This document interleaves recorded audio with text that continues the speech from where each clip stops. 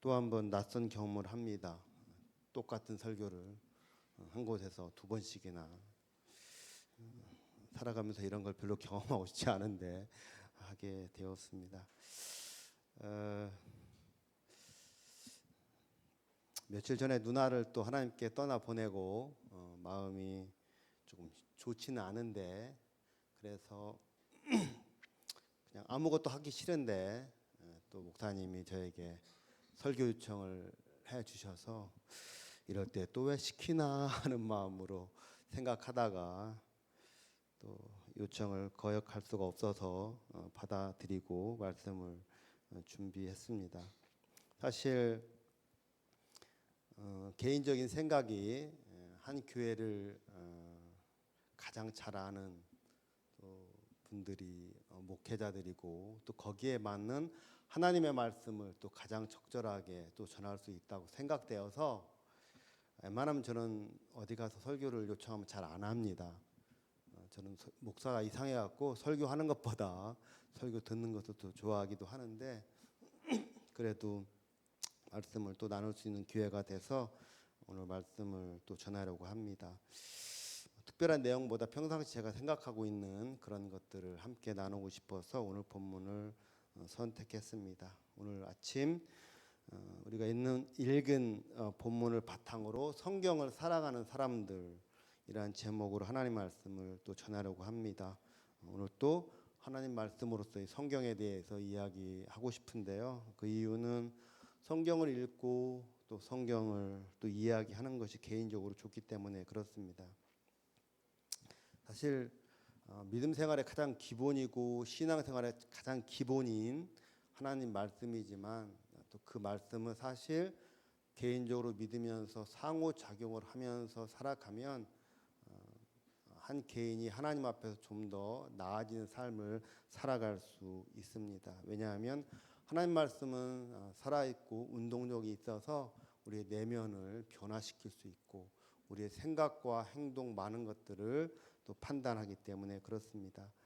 제가 종종 어디에 가서 이야기하고 전에도 여기 교회 설교할 때 말씀드린 것 같은데, 누군가 여러분에게 오늘날 교회에 가장 필요한 것이 무엇입니까? 라고 묻는다면 여러분은 어떻게 대답하시겠습니까? 여러 가지 대답할 수 있겠지만, 영국의 저명한 신약학자가 미국에 있는 어느 신학교에 가서 강의를 하고 질문한 시간을 가질 때 동일한 질문을 받았습니다. 그때 주저하지 않고 하나님 말씀 성경을 사랑하는 것입니다 라고 이야기를 했습니다. 예레미야 선지자가 이렇게 말씀했습니다. 참 제가 좋아하는 말씀인데요. 예레미야 15장 16절에서 내가 주의 말씀을 얻어 먹었사오니, 받아먹은 것도 아니고 얻어 먹었대요. 주의 말씀은 내게 기쁨과 내 마음의 즐거움입니다. 하나님의 일을 하도록 그 어려운 상황 속에서 부르심을 받고 사역을 감당하고 때로는 그만두고 싶은 그런 마음이 들 때에도 기꺼이 힘들어도 걸어갈 수 있었던 것은 하나님의 말씀을 들으면서 그 말씀이 기쁨과 마음의 즐거움이 되었기 때문에 그렇습니다. 개인적으로 이해할 때 최고의 설교는 성경 자체라고 생각합니다. 성경 자체가 모든 기독교 가르침과 설교의 바탕이 되기도 하지만, 사실 믿음의 사람들을 향한, 그리고 세상 사람들을 향한 하나님의 일꾼들을 통해서 전하신 말씀이기 때문에 개인적으로는 설교가 최고 좋은 설교로서 성경이라고 생각합니다. 그래서 여러분이 유튜브나 이런 예배를 드리지만 가장 멋있는 좋은 설교를 듣고 싶으면 성경을 펴서 읽으면 됩니다. 오늘 설교 제목이 성경을 살아가는 사람들이라고 제가 붙이고, 역사적으로 성경을 사랑했던 사람들이 많이 있었는데 그 중에 몇 그룹 내지 사람들을 좀 생각해 보았습니다. 첫째는 마소라 학파라는 그런 학파가 있습니다. 주후 500년에서 1000년 사이에 살았던 유대인 학자 그룹들이었는데, 그들이 성경에 대해서 했던 부분이 너무도 감동적인 마음이 듭니다. 원래 성경은 특히 히브리 성경은 자음으로만 돼 있죠. 우리가 아는 것처럼 모음이 없었어요. 게다가 이게 다 붙어 있었어요. 다 제가 어릴 때 아버지한테 가끔 들었던 말씀인데 우리말에 이런 말이 있어요. 아버지가 방에 들어가신다. 오래된 얘기죠. 이 말을 붙이면 잘못 입으면 이렇게 읽잖아요. 아버지 가방에 들어가신다. 성경도 다 자음만 붙어 있기 때문에 성경을 끊어 읽기에 따라서 의미가 달라질 수 있는 그런 특성이 있어서 많은 역사적으로 시간이 지날 때 학자 그룹들이 이것을 조금 성경 읽는 사람들에게 도움을 주고 싶은 마음에 앉아서 거기에 모음을 하나하나 붙이게 되었습니다. 긴 성경을 그렇게 하려면 오랜 시간이 걸리잖아요. 한 500년 동안 하다가 같은 그룹으로 한 인생은 떠나가고 다시 들어오고 그렇게 하면서 그렇게 성경에 자기의 시간을 바치면서 노력했던 사람들이 있습니다. 가만히 생각해 보면 정말 대단한 것 같아요. 할 것도 많고 누리고 싶은 것도 많고 갈 곳도 많겠지만 그런 거 다 포기하고 오직 하나님을 사랑하고 그분의 말씀을 사랑했기 때문에 인생을 다 바치면서 그런 작업을 했던 그룹들이 있습니다. 두 번째는 구약 성경을 필사했던 사람들입니다. 요즘이야 뭐 복사하기도 있고 많은 기기도 있어서 쉽게 찍어서 옮기기도 하지만 그 당시에는 그럴 수가 없었잖아요. 그래서 성경 하나 있으면 앞에서 부르면 여러분들이 다 받아 쓰는 거죠.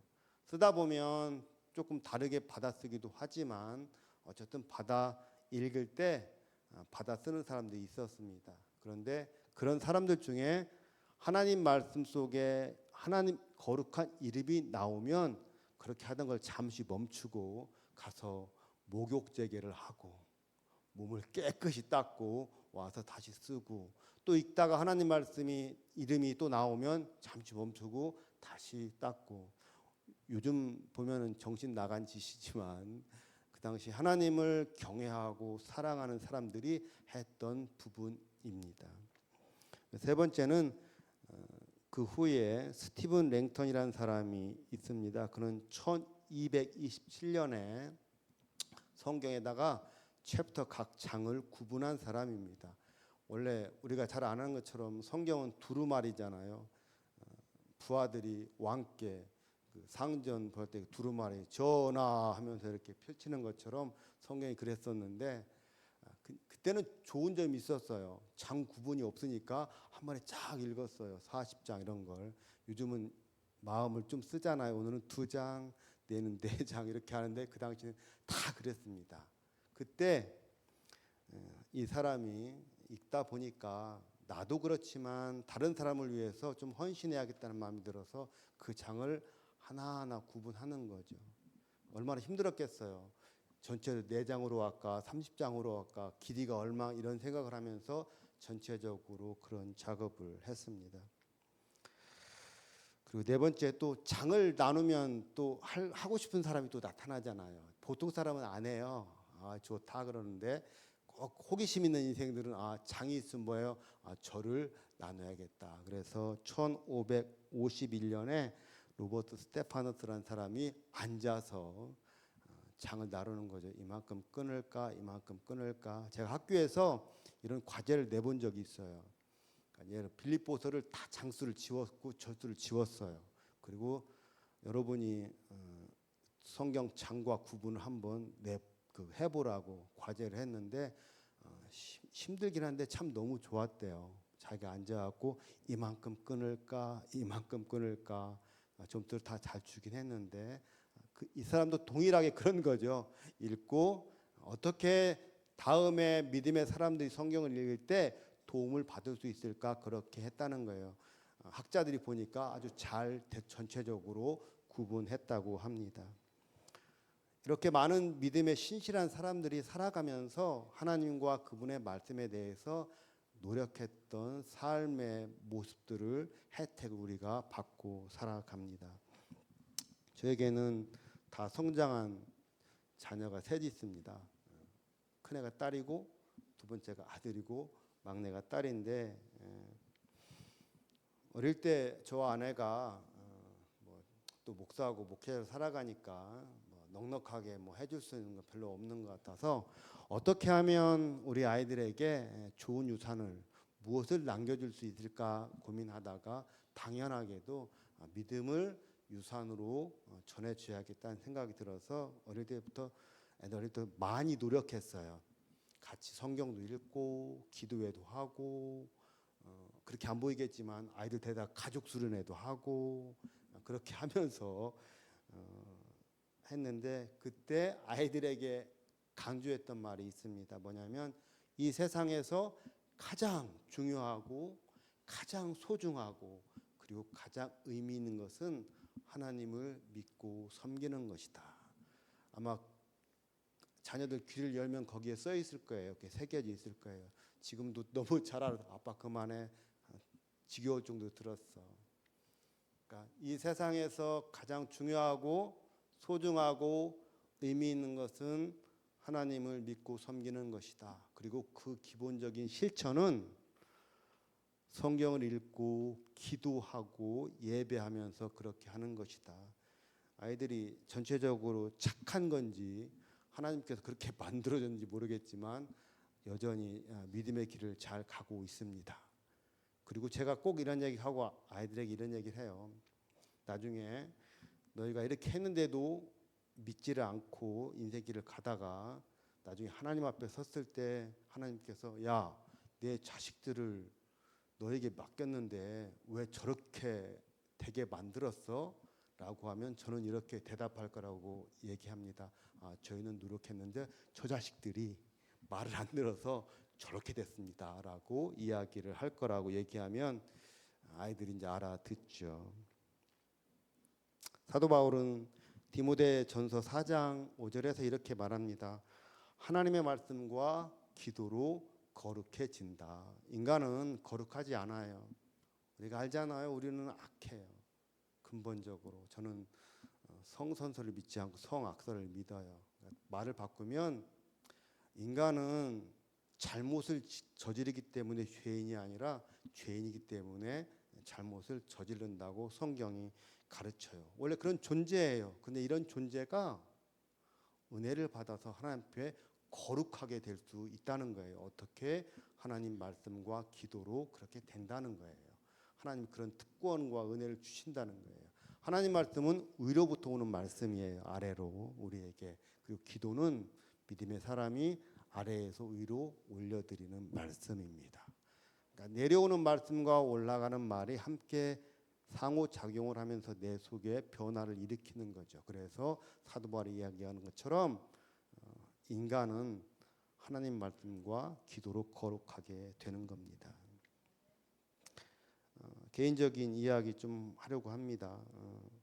코로나 전에도 늘 목사이기 때문에 그렇기도 하지만 늘 성경을 읽고 살아오다가 코로나 상황에 됐을 때 움직이지도 못하고 저 방콕 안 좋아하는데 방콕 갈 수밖에 없는 그런 상황이 되었을 때 앞으로 남은 인생 제가 얼마 살지 모르겠어요.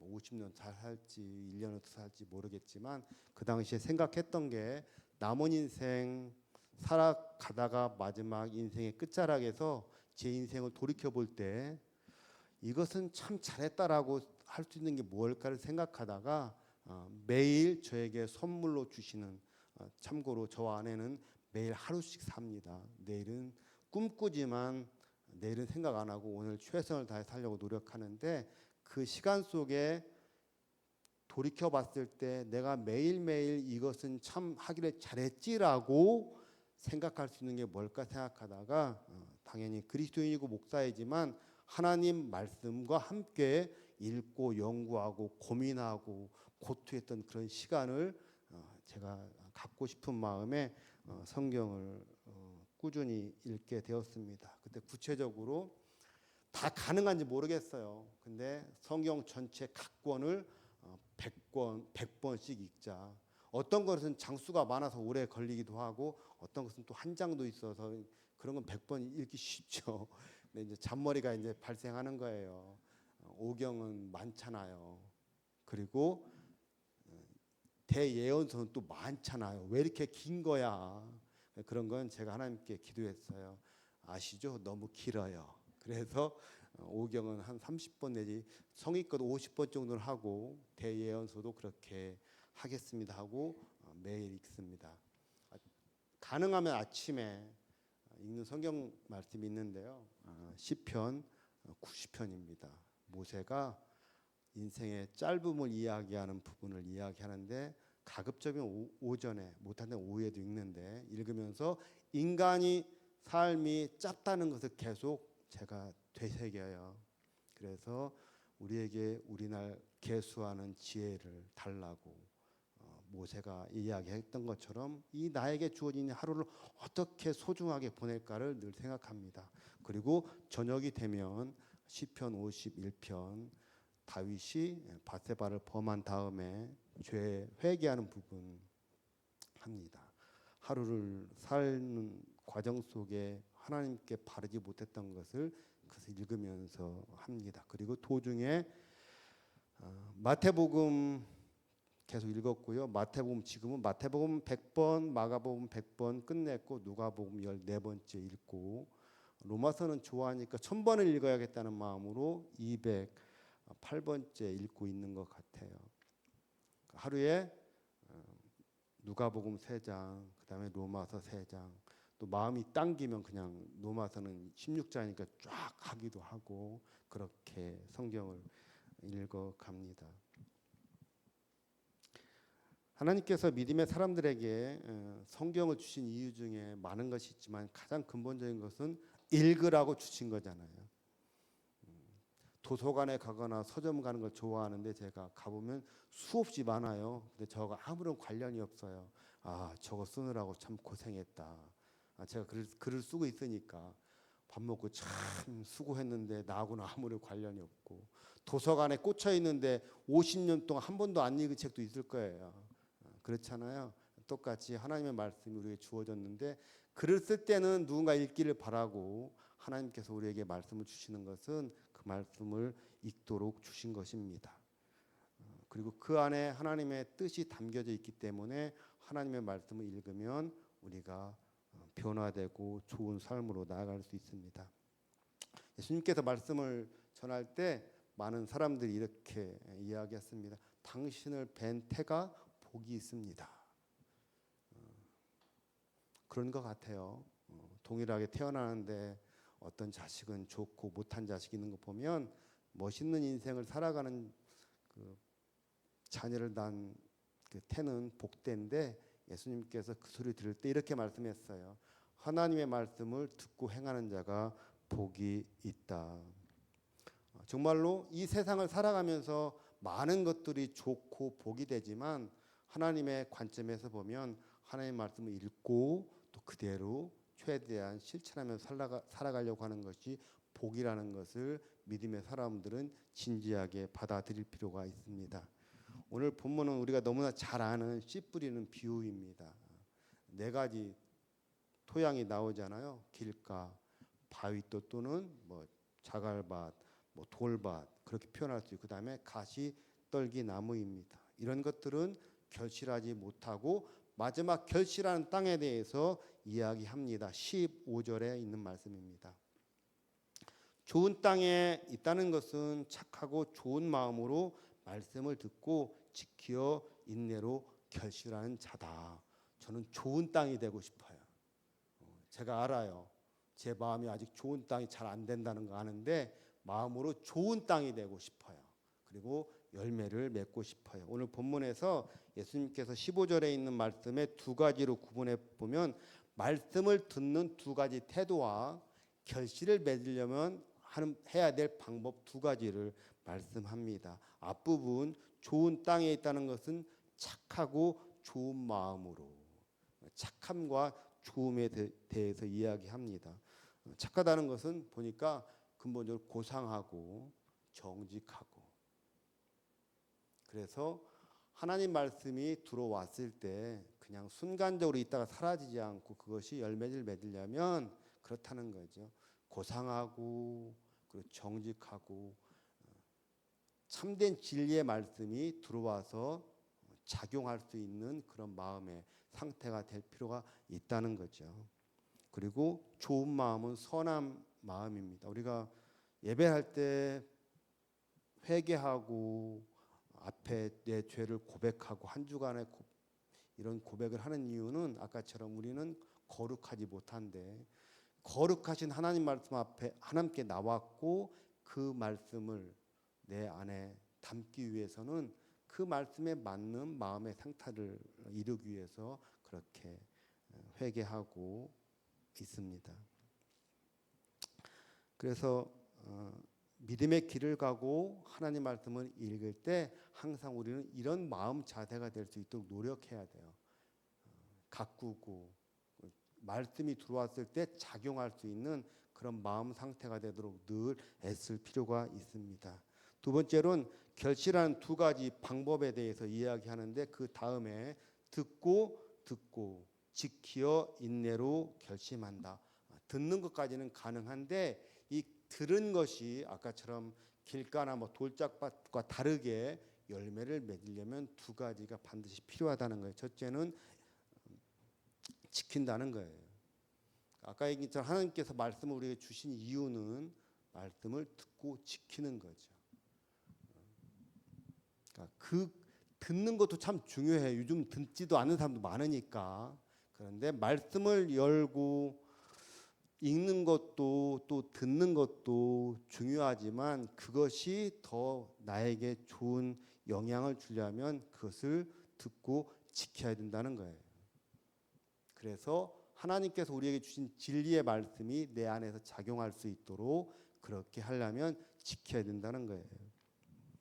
그리고 한 가지 더 보면은 인내한다는 거예요. 여러분 인내 오래 참는 건 참 힘들어요. 그죠? 제가 시골에서 자라서 너무나 이걸 잘합니다. 봄에 씨앗을 뿌리고 그리고 밭 같은 경우는 논 같은 경우는 모판을 만들어서 자라면 나중에 떼어서 조금씩 이렇게 심거든요. 모내기를 하고 그다음에 긴 시간 뜨겁고 가뭄도 있고 한 여름의 과정을 지나서 가을에 시간이 필요합니다. 우리는 심어놓고 얼른 하고 싶어요. 저도 그래요. 무슨 일을 할 때 얼른 하고 결과가 있었으면 좋겠어요. 대부분 그렇게 되지 않습니다. 오랫동안 수고하는 노력이 있어야만 결실을 할 수 있어요. 시골에 보면 열심히 심었는데 비가 안 와. 그럼 어떻게 해요? 그 당시만 해도 물 주는 거죠. 양수기로 물 주고 또 물 주었는데 좀 있으면 또 폭우가 쏟아져요. 그러면 강한 바람에 의해서 얘들이 피곤한가 봐요. 벼들이 피곤한 타에 잘 됐다고 그냥 들어 누워버려요. 그러면 또 농부는 가서 하나하나 세우고 그런 뜨거운 시간을 보낸 다음에 가을이 되면 제 집이 조금 언덕 쪽에 약간 있었어요. 아침에 문을 딱 열고 보면 가을 되면 노랗게 물든 정말 벼들을 보게 됩니다. 저는 별로 수고 안 했는데 보기는 참 좋아요. 그러니까 뿌림과 거둠의 과정에는 인내하고 수고하는 것들이 있다는 거예요. 그래서 제가 어릴 때 시골에서 배운 이 뿌림과 거둠의 법칙은 소중합니다. 아내는 서울 사람이에요. 제 아내에게 가끔 이런 얘기합니다. 나는 시골에서 자라서 문명의 혜택도 못 받고 문화의 혜택도 못 받고 피아노 잘 치고 싶은데 피아노 그런 거 구경도 못 했고 기타도 잘 치고 싶은데 친구도 기타 잘 치는데 아이고 너는 문화의 혜택을 받아 분명히 하는데 저는 못했어요. 근데 아내에게 당당하게 얘기했어요. 나의 살던 고향은 하면 그게 막 파노라마로 딱 하죠. 모르지? 그럼 몰라요. 그건 저만 누렸기 때문에 가능합니다. 하나의 열매를 심고 결실을 거두려면 이 과정을 반드시 거쳐야 하기 때문에 믿음의 삶도 똑같아요. 어느 순간 막 잘할 수 없어요.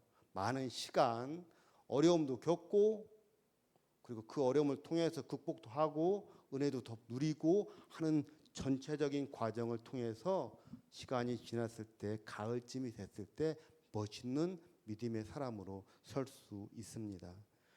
로버트 멀 홀랜드라는 학자가 성경 읽는 두 가지 방법을 이야기한 걸 제가 책에 읽어봤는데요. 하나는 정보를 위해서, 지식을 위해서 읽는 방법이 있고, 또 하나는 형성을 위해서 읽는 방법이 있다고 해요.